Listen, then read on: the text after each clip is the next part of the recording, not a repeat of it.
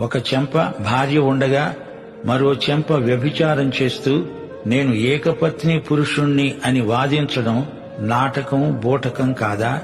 ఇలాంటివాడు అబద్ధాన్ని జీవించే పగటి వేషగాడు. నీవు పాపం చేస్తుంటే దేవుడు నీతో సహవాసం చెయ్యడు. నీ సమర్థనలు దేవుని దగ్గర పనిచెయ్యవు.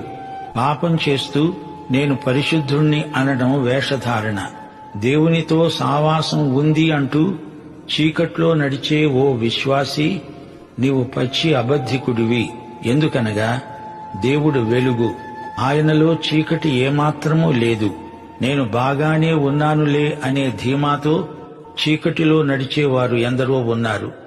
దేవుని స్థాయికి మనం ఎదగాలి గాని దేవుణ్ణి మన స్థాయికి దించుదామని ఊహించకూడదు. ఈ పరమ సత్యాన్ని మరిచిపోయారు. జాగ్రత్త.